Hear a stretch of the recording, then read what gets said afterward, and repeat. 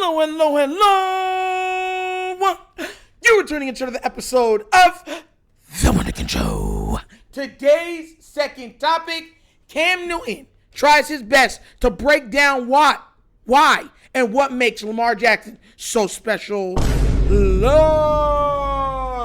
Guys, this is a very long episode. I'll probably put the link down in the description. But he does his best to show people what type of playmaker that Lamar is. He tries to show them all the plays that are supposed to be bad plays, really, or that could be bad plays that get usurped because of the excellence and the greatness that is Lamar Jackson. And he goes to show how a team depends on that also because of certain play calls, leverage situations with players, and always having a plus because of that guy named number 8. Now, if you're not already done so, make sure you like, subscribe, and hit that notification bell for more episodes like this, all right?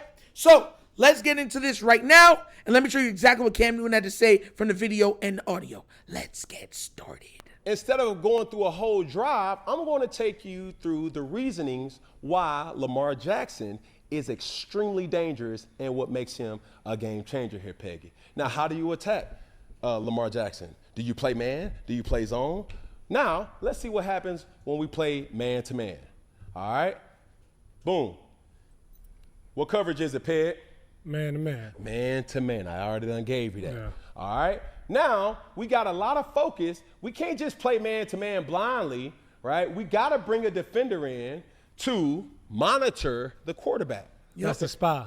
That's the potential spy. Yep. The thing about playing Lamar Jackson is everybody is responsible for keeping an eye on Lamar. Mm-hmm. That's rush defenders. You see what he's saying? So I want to point that part out. You said that everybody has to make a concerted team effort on keeping an eye. Even if they're in man and they're covering their guy, when they get their back turned, so they diggers on taking little quick looks back at the quarterback because he could all of a sudden jump out the pocket and he's gone for 30 yards. You know what I'm saying? Or hitting his head on the goalpost. I'll let it rock. Check this out. And free defenders, as well as blitzers. See? Now, if you're in coverage, I ain't expecting you to look back at Lamar. But if you're playing man-to-man, you got to cover your guy. You dig what I'm saying? So here we are. So once again, he expecting you, like, look, we're not expecting you to try to do everything. But we know that if we don't all try our best to be cognizant of where he is on the field, we're up. Meaning just because you're covering that guy and he starts running, you got to get off that. You got to get off and try to make a play. This is the problem that he causes Lamar, because then everyone's looking around like, what are we going to do? But I'm going to keep it rock. Let's rock. Man-to-man? All right. Well, we're going to see right now what happens when you play man-to-man versus Lamar Jackson. Okay, boom. Hello, we got Zay Flowers. Does that make sense to you? Yeah. Defenders and defensive coordinators sees this on film. It's like, okay, what do we do? How can we stop this young man? This is madness. But let me ask you a question. Madness, I say. Even with the cornerbacks, I know you're saying, like, a lot of times you say get your eyes out of the backfield. But even with cornerbacks, with a running quarterback like Lamar, he makes it hard for you to in zone.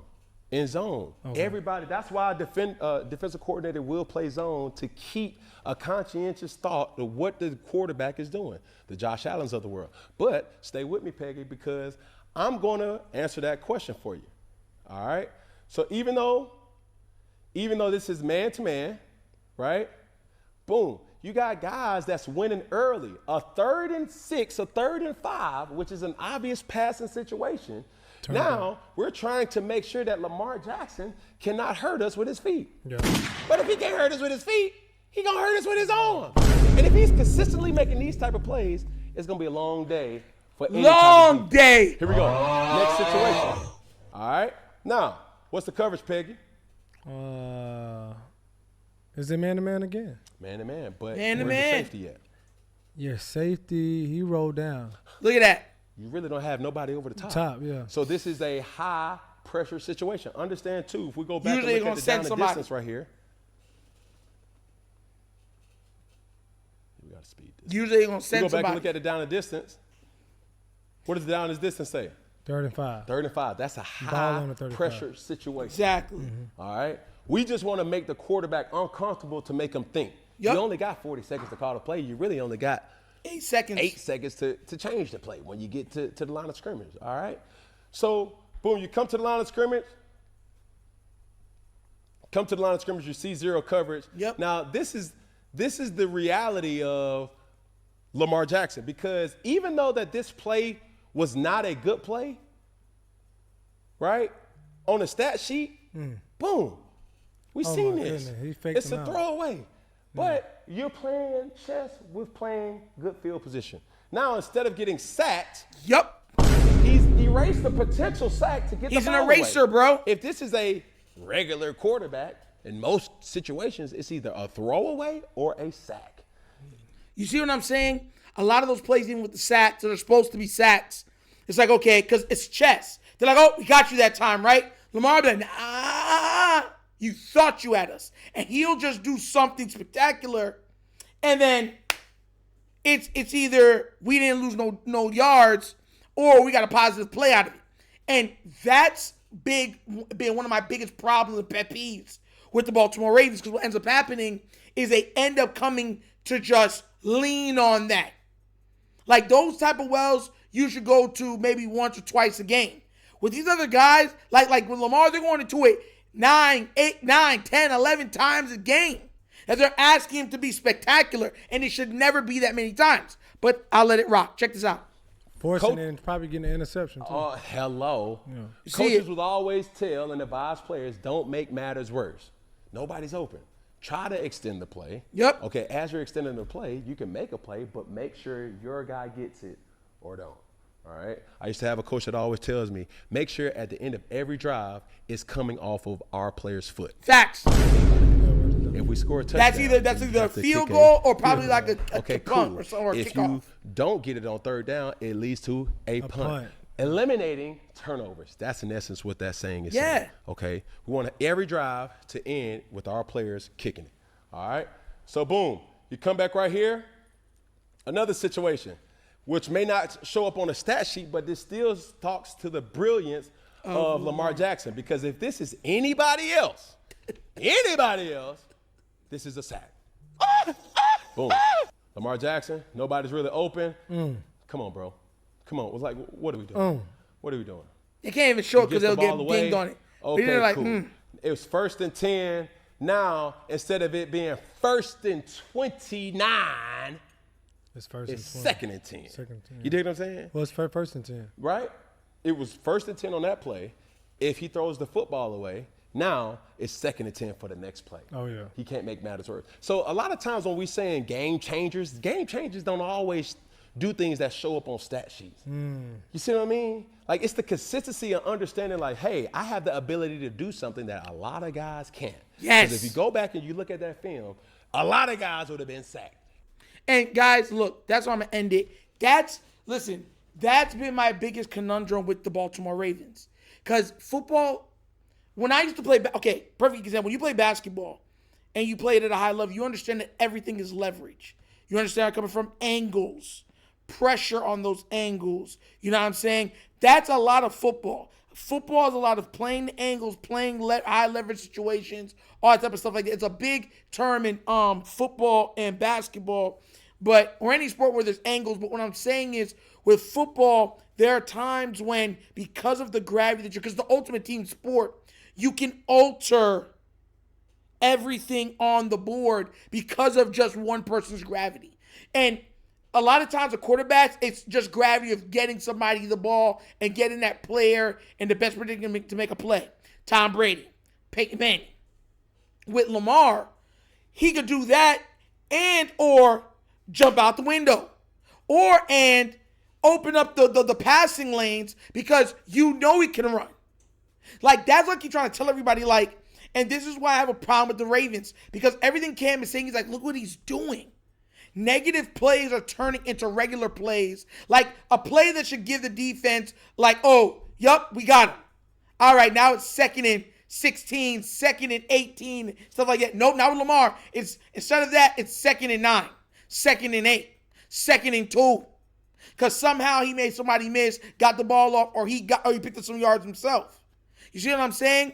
So that's the conundrum. It's like, yo, we're going to get you a couple times. You're going to get me a couple times. You get him a lot less than you're supposed to because of what his abilities are. And that's what I'm saying, forcefully covering up so many deficiencies on the Baltimore Ravens. Now, I know things are going to be perfect. I know the offensive lines are going to be perfect. I know certain things are going to be perfect. But when you hear about this, that's what I'm alluding to, because that's my biggest problem.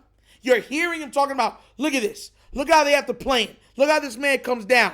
They can't even go back. They're in the video, they're even saying that, oh, look at this. He can't even come down and play a similar coverage that stopped that play, because now you're scared that if he runs it, he's gone. Because one person slips up, it's off to the races. And he did it like twice in that game, where they had him dead to rights and he picked up 18 yards. Next one was like 22 yards. They're like, crap. Now, and once again, there's another thing I'm going to pick up on a video tomorrow about the Justin Tucker, because once you got across that 50-yard line, they're like, all right, we're in tuck range. That's going to change this season. And that's why I feel like the Ravens are going to be a lot more aggressive this season. It's another reason why, because the belief in Justin Tucker is gone, because he's gone. Now you have to be like, nah, guys, look, we ain't trying to leave it in no kicker's hand. Tuck was a special Hall of Famer at that position. We don't got that no more. Now we got to be extra aggressive in scoring and stuff like that. That's another reason why I believe, the Baltimore Ravens are going to score more points this year. It's another reason why. I think they're going to get more explosive plays from Keaton Mitchell, Justice Hill, more in the pass game, certain stuff like that. But I'm going to get into that in another video. You know what I'm saying? But shout out to Cam for breaking it down. I think he made some great points and stuff that we know and we see, but just him being a former MVP quarterback and showing the little intricacies on what makes him special, it just co-signs it even further. But what did you guys think? Did you like it or not? Did you think he was right or wrong? Let me know what you think down in the comment section. Please, all right? But as always, that's the episode of The Wunderkind Show. Thank you guys for watching. Y'all already know how we get down. We have fun and we laugh. But everything we talk about rooted in what? Facts and truth. Guys, make sure that you subscribe and like to The Wunderkind Morning Show live Monday through Thursdays, 9:30 to 10:30 a.m. where we cover all hot topics of sports. And on top of it, at the end of every show, we have nostalgia trivia, where we covered a trivia from the 70s, 80s, 90s, early 2000s. So be there, be squared. Also, if you'd like to donate to the channel about equipment and stuff like that, bottom of the screen, QR codes to a Cash App. Cash App located in the description of every video that we do. Name of it is $, The Wunderkind Show. Super easy. But that's the episode of The Wunderkind Show. This show is Nectar signing off. And as always, you know my slogan. Peace. And I am out of here. Huh? Yerp! Finish him, Daddy. Do not